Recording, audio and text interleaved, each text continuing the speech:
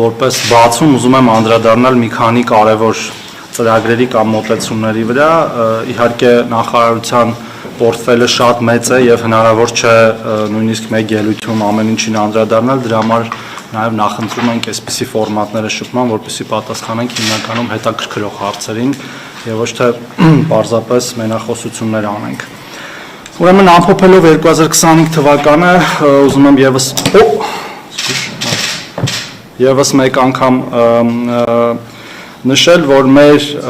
քաղաքականությունների առանցքում մարդն է եւ մարդակենտրոն մոտեցումը եւ ամեն ինչ որ իրականացնում ենք բխում է հենց այդ սկզբունքից եւ ընդհանրապես ես կարծում եմ սա ոչ միայն մեր նախարարության սկզբունքն է, այլև մեր ամբողջ կառավարության եւ մեր բոլոր բարեփոխումները եւ ծրագրերը ըստ էության դրանից են սերվում։ Մի քանի կարևոր բարեփոխումներ, որ իրականացվել են 2025 թվականին, նշեմ, դրանցից երևի չասեմ ամենակարևորը, բայց կարևորներից մեկը ընտանիքների գնահատման նոր համակարգի ներդրումն է, որը հիմա փորձարկվում է Սյունիքի եւ Կոտայքի մարզերում եւ ամփոփելուց հետո փորձարկման արդյունքները հուլիսի 1-ից կտարածվի ամբողջ Հայաստանի Հանրապետության վրա, այսինքն կիրականացվի բոլոր մարզերում եւ Երևան քաղաքում։ Տարբերությունը գործող համակարգից այն է, որ այն ավելի կենտրոնացած է կարիքի վրա եւ ոչ այնքան կարգավիճակի, թեև այդ կարիքի գնահատման մեջ նաեւ դեր ունեն նաեւ ընտանիքի անդամների կամ ընտանիքների կարգավիճակը կամ որոշ կոմպոնենտներ կարգավիճակային, բայց իմաստը այն է, որ գնահատվի իրական կարիքը եւ ոչ թե ձևական իմաստով որոշվի այդ ընտանիքը կարող է լինել կարիքավոր, թե չէ, եւ նաեւ օգնությունը, որը տրամադրվելու է այդ ընտանիքներին, լինի այդ կարիքի վրա հիմնված եւ տրամադրվող օգնության չափը լինի էական, այսինքն համահունչ այդ ընտանիքների կարիքին։ Եվ որպես օրինակ ուզում եմ ասել, որ այդ պիլոտի ընթացքում մեր միջին նպաստը անապահովության մոտավորապես 78000 դրամ է, ի տարբերություն նախկինում գործող շատ ավելի ցածր նպաստների եւ ընդհանուր ունենք մինչեւ 200000 դրամ նպաստ։ Իհարկե բոլոր տեսակի անապահովությունը կանխարգելելու կամ անապահովությունը մեղմելու ծրագրերը մի հիմնական նպատակ պետք է ունենան վերջնական, դա աշխատանքի միջոցով ընտանիքների կենսամակարդակի ապահովումն է եւ ոչ մի կերպ հակառակը, երբ որ ծրագրերը պարզապես այդ ընտանիքներին հավերժ կպահեն աղքատության մեջ եւ նրանք երբեք դուրս չեն գա այդ աղքատությունից։ Եվ մեր այս պիլոտի կոմպոնենտներից մեկն էլ հենց զբաղվածության ծրագրեր առաջարկելն է մեր քաղաքացիներին, ովքեր որ կարող են աշխատել, իհարկե, խոսքը չի գնում երեխաների, տարեցների կամ խորը կամ ծանր հաշմանդամություն ունեցող մեր քաղաքացիների մասին։ Այսինքն ամփոփելով այս հատվածը ու եւս մեկ անգամ ուզում եմ շեշտել, որ մենք տեսնում ենք աղքատության հաղթահարման մի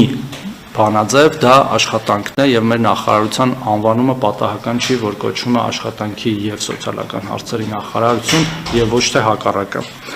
Մյուս կարևոր փոփոխությունը, որ իրականացրել ենք 2025 թվականին, որը ունի նաեւ ժողովրդագրական իմաստ, դա երրորդ եւ հաջորդ երեխային տրամադրվող ամսական 50000 դրամների աջակցության ծրագիրը պետական նպաստի վերափոխելն է, որը գործում է 2026 թվականի հունվարի 1-ից եւ փաստացի ինչպես նախկինում էլ այսուհետ եւս ծնված երրորդ եւ հաջորդ յուրաքանչյուր երեխայի համար պետությունը տրամադրելու է պարբերական նպաստ մինչև 6 տարեկան դառնալը ամսական 50000 դրամի չափով եւ հաշվի առնելով, որ նաեւ այդ նպաստները անկախիկ ստանալու եւ անկախիկ եղանակով հետվճարով վճարից օգտվելու պարագայում նաեւ հետվճար է տրվում, այն կարող է դառնալ մինչև 60000 դրամ եւ եթե բազմապատկում ենք, դա 4 միլիոնից ավել դրամ է ստացվում մինչև 6 տարեկանը, այսինքն էական աջակցություն է ընտանիքներին եւ նաեւ մենք ունենք միջազգային փորձ, որը ասում է, որ պարբերական աջակցությունն է խթանում ծնելիությունը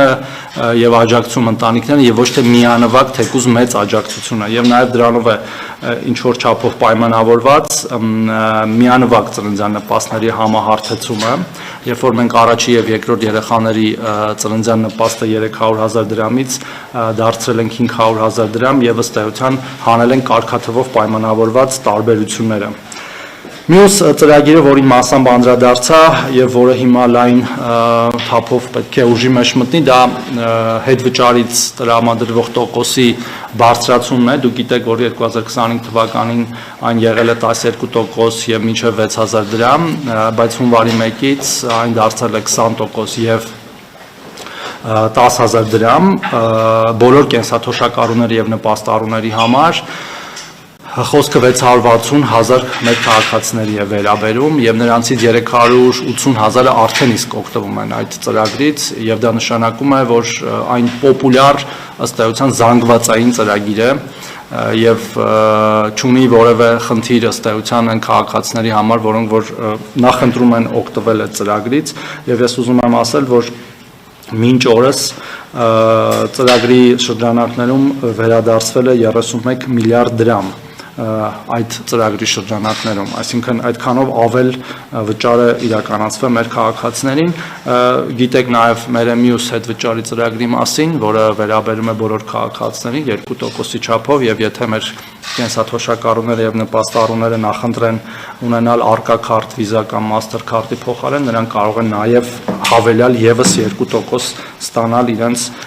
կենսաթոշակներից եւ նպաստներից անկանխիկ առևտուր իրականացնելու դեպքում։ Մյուս կարևոր փոփոխությունը, որ արել ենք եւ անում ենք հիմա, դա բոլորը իրար հետ ըստ էության փոխկապակցված անկանխիկի ամբողջական անցումն է։ Այս մասով շատ են եղել շահարկումներ, նորից թվերով եմ ուզում պատասխանել այդ շահարկումներին։ Մենք դեկտեմբերի, այսինքն նույնիսկ դեկտեմբերի չէ, հունվարի փոխանցումների դրությամբ, այսինքն բառիս ուղիղ իմաստով մի քանի օր առաջ կատարված փոխանցումների իմաստով ունենք ընդամենը 48,000 քաղաքացի, որ մինչ օրս կանխիկով է ստանում իրենց կենսաթոշակը եւ նպաստը իմ նշած 660,000-ից, այսինքն ճնշող մեծամասնությունը արդեն իսկ իրենց նպաստները եւ կենսաթոշակները ստանում է անկանխիկ եւ մենք պատրաստվում ենք մնացած բոլոր քաղաքացիներին նույնպես վճարել անկանխիկը ավելի հարմարավետ է, անկանխիկը ավելի անվտանգ է եւ անկանխիկը ավելի նաեւ ֆինանսապես ձեռնտու է։ Եվ մենք հիմա մեր գործընկերների հետ, բանկերի, կենտրոնական բանկի հետ աշխատում ենք, որպեսզի այն մեր քաղաքացիների համար, որոնք խնդիրներ կունենան բանկ այցելելու, որտեղ հենաշարժողական կամ այլ տեսակի խնդիրներ կունենան, այդ հարցը լուծենք։ Այսինքն ես ուզում եմ միանգամից փարատեմ այն մտահոգությունները, որ եթե կլինեն քաղաքացիներ, որոնք որ խնդիր կունենան, տարբեր հենաշարժական եւ այլ տիպի, մենք նրանց հարցը կլուծենք մեր գործընկերների միջոցով,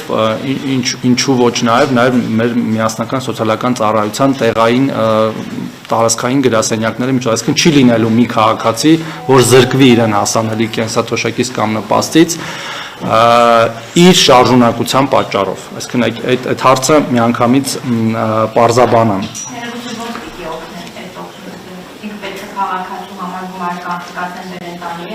Ոչ, խոսքը բանկային ծառայություններից օգտվելու մասն է, քարտը տուն հասցնելու եւ այդպես շարունակ։ Եվ տարեկան մեկ անգամ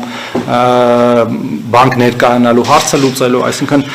միևնույն է անկանխիկ վճարվելու եւ անկանխիկ վճարվում նման նպաստները աշխարհի շատ երկրներում։ Որպեսզի էլի շատ երկար չգնամ առաջ ու թույլ տամ ձեզ հարցեր տալ, ամփոփեմ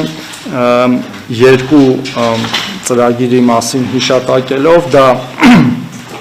Ղարաբաղից տեղահանված մեր հայրենակիցների աջակցության ծրագրերն են, դրանցից մեկը դրամական աջակցության ծրագիրն է, որը 2025 թվականին շարունակվել է եւ նաեւ մենք որոշում ենք ընդունել դեկտեմբերին, որ շարունակվելու է նաեւ 2026 թվականին, դրա հետ մեկտեղ որոշում ենք ընդունել երկարատև վարձակալության ծրագրի նոր ծրագրի ներդրման մասին, որը վերաբերելու է այն քաղաքացիներին, որոնք այս կամ այն պատճառներով փոքրաթիվ ընտանիքներ լինելու պատճառով նաև չեն կարողանալու օգտվել սերտիֆիկատների ծրագրից, դրանք հիմնականում տարեց մեր հայրենակիցներն են եւ այնտեղ պայմաններ կան, որ գումարային տարիքը չպետք է պակաս լինի համապատասխան թվից եւ նաև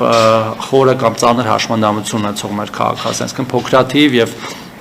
որոշակի դժվարին պայմաններում հայտնված ընտանիքների համար մենք երկարաժամկետ վարձակալության ծրագիր ենք իրականացնելու, որը մեկնարկելու է հուլիսի 1-ից։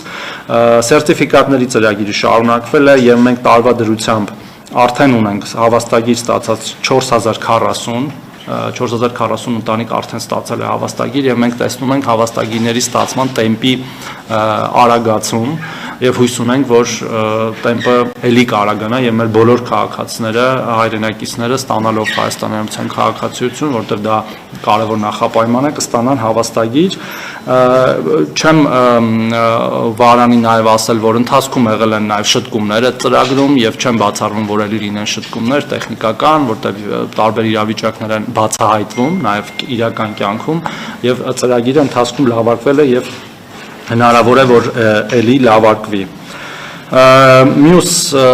շատ բան կա իրականում ասելու, չեմ ուզում էլի շատ ձեր համբերությունը չարաշահեմ։ Ղարաբաղից տեղահանված մեր քաղաքացիների ծրագրերը ասեցի, մյուս կարևոր ծրագրերից նաև եղել է 16 միլիոնների հայտնի ծրագիրը, որը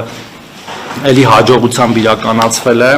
եւ մենք ունենք 2316 ընտանիք, որոնք դարձել են շահառու, 2270-ը, որոնք վարկավորվել են եւ 212-ը, որոնք արդեն ունեն տան ավարտական ակտ։ Ուզում եմ այս մասով էլ միանգամից ասել, որ հիմա կառավարությունում քննարկվում է ծրագիրը վերաբացելու հարցը, թեև սրա մասին արդեն ասել ենք, բայց նորից առիթը օգտագործելով ասեմ, իհարկե որոշակի տրամաբանությամբ, որտեղ մենք ունեցել ենք ծրագիրը շատ հաջողված է իրականում եւ շատ մասշտաբային, բայց մենք ունեցել ենք որոշ անհամաչափություն տարբեր բնակավայրերի մասով, եղել են բնակավայրեր, որտեղ որ շատ տներ են կառուցվել, ինչը շատ լավ է, այսինքն միևնույնն է դա լավ է, բայց եղել են նաեւ բնակավայրեր, որոնք հարաբերականորեն ավելի քիչ տներ են կառուցվել, իրենց նախկինում եղած տների կամ բնակչության թվի հաշվով եւ մեր նպատակն է նաեւ ինչ որ չափով համաչափություն ապահովել, որպեսզի նաեւ փոքր բնակավայրերն էլ զարգանան կամ ավելի քիչ զարգացածները զարգանան եւ վերաբացվելիս մենք նաեւ դա ենք հաշվի առնելու նաեւ նախկինում հողամաս ունեցող եւ շինթույլտվություն ունեցող քաղաքացիներին, որոնք չեն հասցրել օգտվել ծրագրից եւ նաեւ հաշվի ենք առնելու դպրոցաշինության մեր ծրագիրը, երբ որ որոշ բնակավայրերում մենք կառուցել ենք դպրոցներ, որտեղ կան թափուր աշակերտների տեղեր։ Մենք այդտեղ ենք թույլ տալու նոր տներ կառուցել, նաև որպեսզի այդ հարցն լուծենք համաչափ զարգացման։ Երևի այսքանը շատ կարճ, հարգելի գործընկերներ, ես փորձեմ մյուս չպատասխանված կամ չլուսաբանված մասերին հարցերի տեսքով պատասխանել, խնդրեմ։